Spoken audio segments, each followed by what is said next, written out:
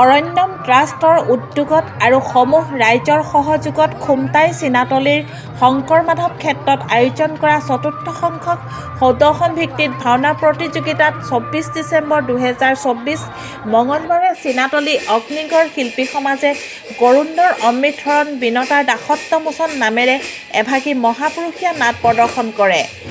ৰুবুল হাজৰিকা আৰু সংগীবৃন্দৰ দোহাৰে পৰিচালিত হোৱা উক্ত নাটভাগীত অগ্নিগড় শিল্পীসকলৰ সুন্দৰ অভিনয়ত ভাওনাস্থলীত সমবেত হোৱা সহস্ৰাধিক দৰ্শক ৰাইজৰ মন জয় কৰিবলৈ সক্ষম হয়।